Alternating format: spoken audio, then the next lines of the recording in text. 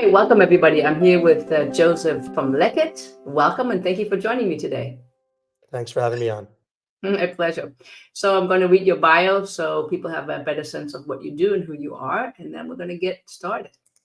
Joseph Gitler founded Leket Israel in 2003 as a small volunteer effort to confront hunger and food waste. Today, as a founder and chairman, he leads Israel's largest food rescue organization, supporting over 300 nonprofits and more than 415,000 people weekly with the help of 160 staff, 63 vehicles, and 95,000 volunteers. Whoa.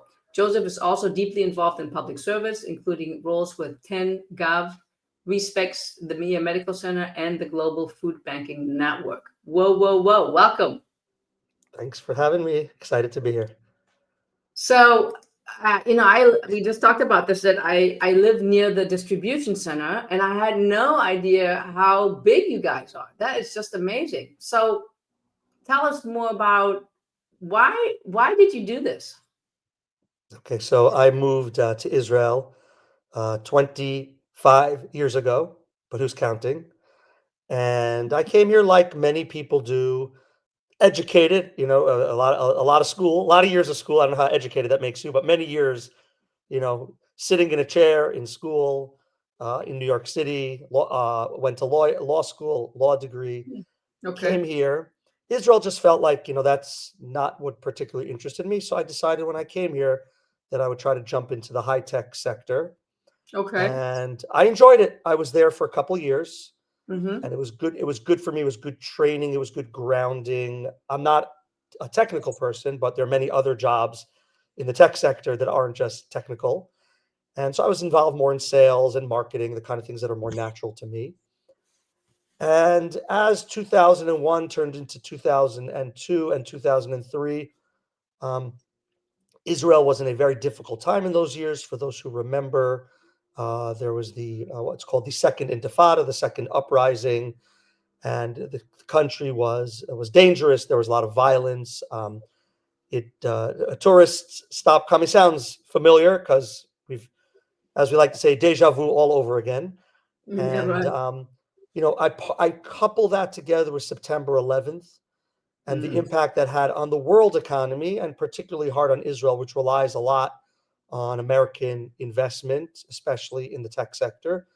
So Mhm. that came together, created this very difficult situation, especially for those who are already in a difficult situation.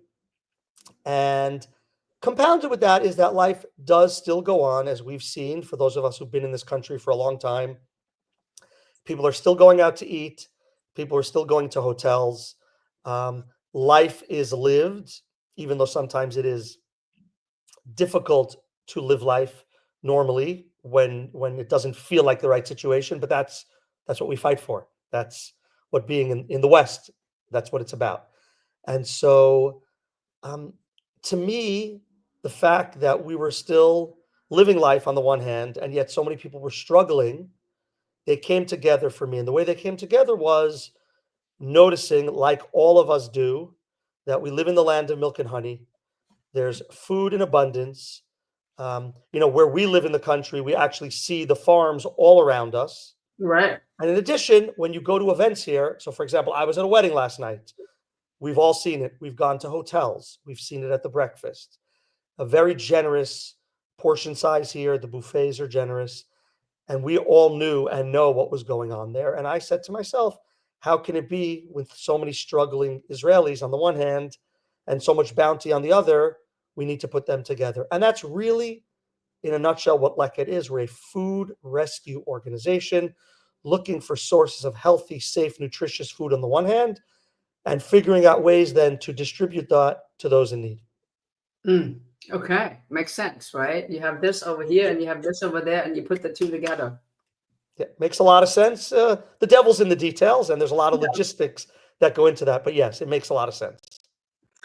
You know, I lived in I lived in Gan Chaim for 4 years, and I remember I didn't know anything about Liket, And I think it was early on. It was the time of the harvest, and I was looking at the olive trees as I was walking through the fields, and I got all upset, like, why isn't anybody, harvesting them, and what's going on, and this and that. And I remember talking to, somebody in charge there, and he was telling me, oh, Leket comes, and they have volunteers, and then they will harvest. And I was so relieved, because this notion of letting things just go to waste, and just doesn't sit right with me.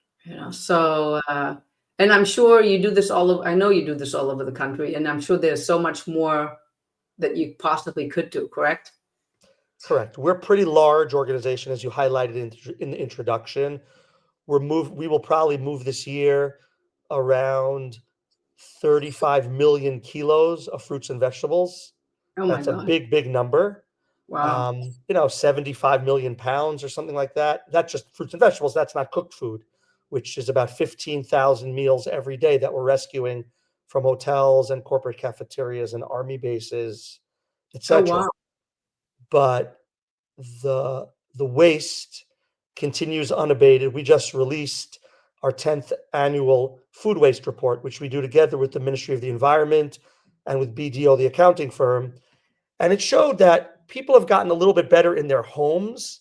There's a little more awareness. People understand that it's just money literally falling out of their pockets when they throw food away. So there's been an improvement in that area. But nothing's changed in industry, and that's because we're concerned about our food security. Um, Farmers don't always know when they plant how successful they're going to be, how Sure. successful the competition is going to be, what the Right. government's going to allow. Is the government going to allow imports or not allow imports? There's so many variables that are difficult. The weather, war. I can bring up 100 things. Right. Um, and the same goes for the catering world. They live in fear of running out of food. And even though it's never actually happened in the history of the world, um, Really. if it happens, well, I'm exaggerating for effect, but if it happens at one of your children's events, you're making a wedding for one of your children, and they run out of something, you're not going to be a happy camper. So they would rather produce 10, 20% more than what will likely be needed and not take a chance. And that's where we come in, right? We are Hmm. just here to take advantage of this anomaly in the system, which is really hard to figure out. There are a lot of businesses around the world also looking for ways to capitalize on it, but it's Right. such a massive issue that there's enough work for the nonprofit sector and the for-profit sector for many years to come. Let's take a quick break. I want to remind you that if you're interested in learning more about neuro emotional coaching or kinesiology, if you would like to have a taste, find out what it could do for you or your business, your family, please look at the show notes. There's a link for a 30-minute free introductory meeting, and we can explore it. You can look at what is holding you back, what are your dreams, what is it that you always wanted to achieve. Don't be shy, sign up. Now, let's get back to the show. So, there's two things I want to say, and I'm curious to hear what you think about this. So, I was born and raised in Germany. My parents born in 36 and 39, and one of the cultural sort of um, notions in Germany is not so much of having so much, so much, so much, so much, but let's just have just enough, because we don't want to have so much left over. And at the same time, when I watch my friends here, it's like if something has been sitting out for 5 minutes or something, it's like, and then I'm exaggerating. I've got to throw it You away. can't see my hands. Like, oh my God. And I'm like, okay, so the rice has a little, they're perfectly fine to do something with it. And but here the notion of we have to have so much because we can show that we have so much, coupled with the notion of, oh my God, if it's set out for 2 seconds, we have to throw it out. I'm sure that it produces even more waste. Yeah, so I have a few comments. I mean, there's such depth in what you just said. So, just a comment in general, the Northern European countries like the Dutch, the Germans, the Austrians, there's something in that culture. Maybe it harkens back to World War II and what happened after World War II. There's some of that in there. certainly we understand people who went through, let's say, the war, through the Holocaust, are much more careful in how they treat food. Um, I remember my wife's grandmother. It was always exact. It was actually an incredible thing to see. You might have wanted a second piece of chicken. You weren't going to necessarily get it, but it was pretty exact, and you weren't hungry. Okay. Um, Right. that being said, um, there are a lot of cultures in Israel that didn't necessarily go through that, right? And so they came here and brought that culture with them. But I will tell you, if you meet Israelis older, at this point, not so many left, but people who went through the founding of the state, what was called the Tsena, right? Where literally they had food, they had ration cards here. So they are always a little shocked by the behavior that goes on here when it comes to people's view of food. But on the other hand, they're also pleased in the sense that this is a wealthy Western country that can waste. I'm obviously against waste, but I'm against waste, but I'm thankful for Leket. It's like a two-edged sword, right? There's a tension Right. built into our work. I really, really hate waste, but if there's no waste, then it's going to become much more expensive for me to feed the poor, right? I have a lot of logistical costs that go into rescuing food, but we're Mhm. still able to distribute a meal to the poor for about $1. Okay. Wow. If I had to buy that, even if I was buying it in bulk, No, even if I forget. was made my own kitchen, like what's the cheapest? And by the way, the quality of the food we're distributing to the poor is far superior to what most agency soup kitchens, places like that, and I'm not knocking them, that's a budgetary issue, right? The food we give to the soup kitchen is almost always of better quality than what they're going to produce themselves, not because they don't want to, but just for budgetary reasons. If you're coming from hotels in Eilat and you're taking their excess meals, which we do, the quality of the food is very high, and so that's a special thing. So you brought up something that's very painful on the one hand, and that's why we have to fight it. Um, I can fight it on an industrial scale. Um, what happens in the home is something that we actually need more education, and I think Mm, that we talk to the government about that. Um, this generation, let's say my children, have much more awareness of the environmental impacts, and if nothing else fails, we have to talk to people's pocketbooks. mm, And I will give an example. Um, it's all part of the same chain. We are extremely permissive in our garbage collection in this country. mm, Okay. And because of that, so people are much more permissive in how they treat waste. Okay. If you have, I believe in Taiwan, Japan, um, you have to weigh your garbage. Okay. And you get charged based on the weight of your garbage. If we started doing that here, people would change their behavior. Switzerland. In Switzerland, at least where I've been in Switzerland, the only garbage bags are actually made by the government may not make them, but they're sold by the government yeah, and they're same in expensive, Germany. Yeah, like so 5 francs for one garbage bag. When you're mm, paying 5 francs for a garbage bag, you're going to be super careful with what you throw away. And of course, the heaviest part of waste is generally food food. waste. Right. And so we're a complicated country. We've been through a lot, okay, over the last 2 years. We're still in the middle of it. And so those things sometimes fall by the wayside, unfortunately. But hopefully, as things, hopefully, from my mouth to God's ears, get back to normal, we can start to see more of a focus in the country on making some of these changes. Mm. So we're talking educational changes, cultural changes. A lot of Parents. change. All the things that are hardest to do. Yeah, all the things. Like I have little kids, so it's like I'm always like, turn the water off when you put the soap on, and I'm like, but I can see, I've been doing this for years now, that it has an impact. And when I was younger, when I was 23, I volunteered in Nicaragua and lived in Guatemala, and I went to bed hungry every day. We had no running water, and that's like it had a huge impact. So it's like I know, I actually physically know what it's like. I hear the point of because there's waste, we can actually feed the hungry, the poor in a better way. And there's got to be some sort of middle ground. And I also would love to uh, have you answers like, how do you actually survive? Because you have a lot of logistic costs. It's like, how does that, when you're giving it, do you give the food away for free to organizations? Or like, in Pittsburgh, there's a relatively new organization. I think it's called 415 Food Rescue. 412, I think. 412, I've visited. Whoa, it's interesting. You know that I've actually spent time with them in Pittsburgh. That's amazing. They're doing great. They're doing a great job. Probably at least a decade by now. Yeah, 412. Yeah, that's the zip code of that's area not the code. area code. So 412.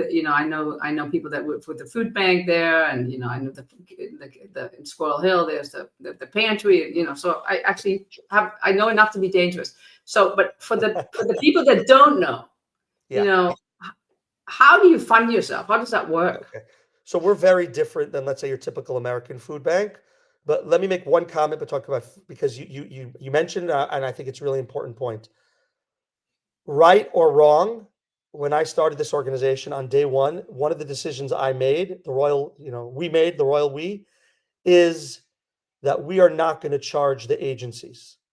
Okay, so we work with 350 charities around the country. Some of them are bigger than Leket even. Some of them are, Leket's very big. Some of them have an even bigger budget than us. And you could argue perhaps they should pay us. That would help with our operations. But I made a decision that a vast majority of our agencies struggle to make ends meet, and they're actually doing the hardest work. They're the ones dealing with the battered women and the homeless and the Holocaust survivor and the youth at risk. I want them to focus their energies on that, on education, rehabilitation, change. And so the point I'm saying is we took the pressure on ourselves that we could have put some of it on theirs. Right, wrong, we could debate it. Doesn't matter. That's a decision we made. Most American food banks actually do charge their client organizations, a penny a pound, or however they do their formula. Okay. So we don't get any income that way. We get some money from the government every year, a little more, but that is a small part of our budget. Essentially, again, like it, don't like it, historically, the government of Israel does very little direct funding of food insecurity. The government of Israel has other programs for poor people that they hope will give them enough income, like a negative income tax, right? If you don't make enough money, you don't pay any income tax. So hopefully then you have enough money. Is it enough? No, it's never enough. And that's why there's Leket and all our partner agencies and people knocking on your door asking for charity also. Okay. So the money comes from 90%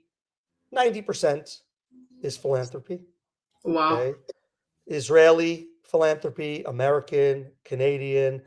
We have donors all over the world. Our biggest, and it's small donations. So, for example, now we just started, even though it's only December now, because it's when we're recording this, it's only the beginning of December, and but we've started our year-end campaign because a vast majority of donations, at least in North America, a little less here in Israel, but in North America, a vast majority of donations come in the last month of the year. In fact, something like 25% come in the last day or two of the year.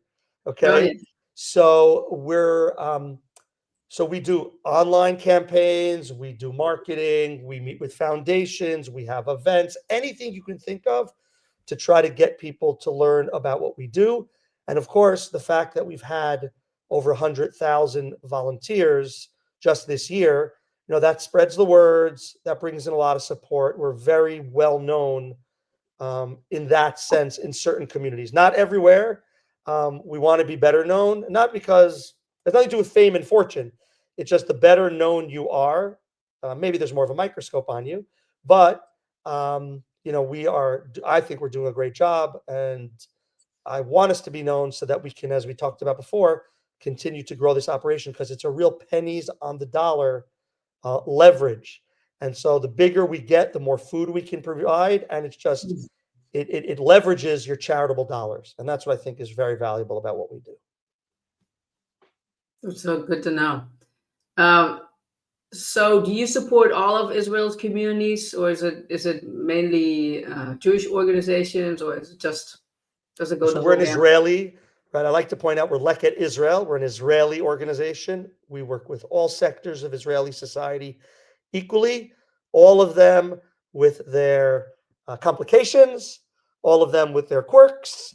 Mm-hmm. Um, it can be complicated, but it's a very important part of what we do, and it's not lip service. We believe in it. We believe that's what's part of being in a shared society is, and we're very proud of the work that we do in all Israeli communities. Fantastic. So I don't know if there's, needs. I'm sure there is. I mean, like can't imagine that there are needs in Tira or in the areas that we live in all those community or Oh, in some there's or like there are needs everywhere. Okay, yeah, interest. Israel doesn't have like from America. They talk a lot about rural poverty.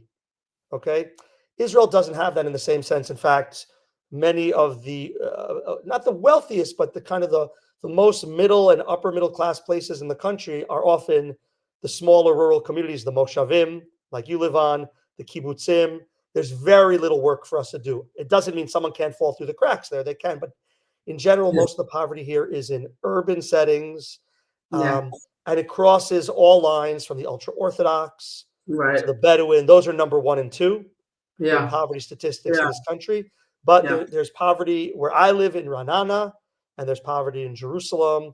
There's poverty in Herzliya. It runs the gamut, and that's why we don't just work with every community. We work everywhere in this small country of ours, from Eilat to Metula. Wow, it's really fantastic. Now let's talk about how we can help. Like I just had this idea of, and maybe you guys do this already. My son is 10. Goes to Waldorf school here in Sofit, not too far from the distribution center. Are there like school efforts where an entire school will come and volunteer for a day? And how old do the kids need to be? That's my one question. So, Yeah, people that are listening to this can get some ideas. And, Hanukkah is around the corner and Christmas and all those, wonderful holidays. Like, how can people help? But I'm curious to know what you have to say about, do school classes come and sure. Okay, so first of all, anyone who wants to help should just go to our website, leket.org, leket.org, and there's a place to fill out a volunteer form, and learn more information. And of course, for those who want to support our work, that's there as well. Um, we generally shy away from younger kids. Um, it's just we have tremendous demand to come to Leket, okay, so we focus more on high tech companies and army groups and yeah, birthright groups. But that being said, and especially, funnily enough, even though it's a stone's throw away, our distribution center where there's forklifts running around and it's a little bit more dangerous, we tend to try to limit certainly groups of kids. If a family wants to come with one or two of their kids, we usually can figure that out. But to have 30 10-year-olds in our distribution center, we generally shy away from it. Um, in our farm, now we work in farms all over the country, but we mostly send our volunteers uh, to one farm in Rishon LeZion, and there, come with whoever you want. A school class wants to come, our pleasure, because there's endless work, and they can make trouble, but not too much trouble. And by the way, don't take this the wrong way. no, I don't. Often the kids are the best volunteers. Oh yeah, yeah, It's yeah, just it's more the responsibility yeah, as right, opposed to their work product. yeah. The good news is this is not active yet, but you will see this going up. So there's actually a guy who lives um, close to you who, as a charity project, has started to build big greenhouses in the area of Stave Warburg, and everything he grows, he's actually going to donate to Leket. It's a Woohoo! beautiful new charitable project. And I imagine once that's up and running, they're going to need a lot of help. And what's Cool. easier than something that's around the corner? Oh, yeah, Okay, right. That's so around the keep corner. your eyes and ears open. You should see those. I think he's starting with one or two just to see how it goes, with the ultimate goal to put up 12 greenhouses. Oh, that's And fantastic. so, really, Yeah. really nice project. I mean, the truth is, the first farmer who ever donated to Leket was actually a very successful attorney in Rehovot who his pet project was renting and buying land and growing. He continues to do it to this day, and then donating it. And we would send the volunteers, and then everything that would be picked, he would donate to charities around the country. So it's a beautiful use of charity. There's a lot of great things going on here. I'm very That's proud to awesome. be part of this ecosystem. It's a beautiful ecosystem. Good, okay. Okay, so donation, getting on the website, volunteering. So there's lots of ways that people can get involved.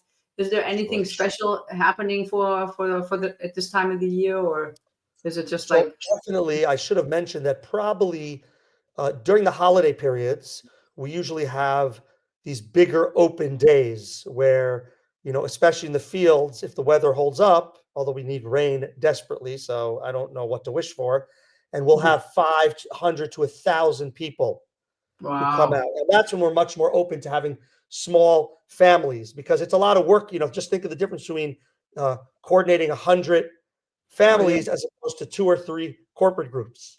So it's a lot more work. It's a lot more for our staff. So, but when the holidays, especially, the intermediate days of the holiday of Passover and Sukkot and Hanukkah, and the last week of August, when people are looking for things to do, we do a lot more of that. But people should always reach out. There's almost always something for us to have you do. awesome. Okay, so and we're gonna have all that information in the show notes, and so people can reach out. Wonderful. Thank you. Um, yeah, my pleasure. Any last final words, that you want to leave us with, and think about it, Joseph, in terms of, you know, time or times when things were really difficult and you weren't sure how, or maybe you never had any difficult times at Leket. Yeah. It's actually interesting you say that because you sent me a list of questions and I Yeah. went through them. And actually, that it was good for my brain because most of the questions about Leket, I'm so used to talking about. So you did angle some of your questions differently than I'm used to. So I appreciate that. Thank you. And that got me thinking in other ways. But you asked me a question, for example, like when was a time that like you just felt like everything was a nightmare. Right. Okay.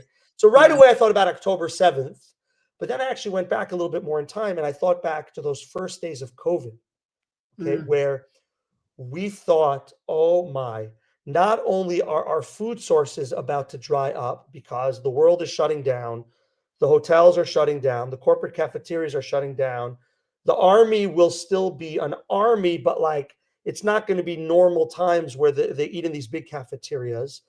We didn't know what was going to be at farms. And we actually, I remember unlike October 7th, when that Saturday night, our management had a Zoom and we knew immediately what we would need to do the next day to help people in need and how we'd have to change and how our budget would have to change.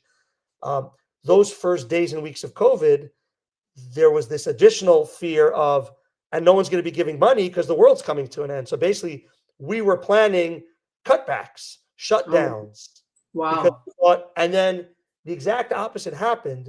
The philanthropic world understood, and of course, this was worldwide. It wasn't just here. For once, it wasn't just here. It was Right. everywhere.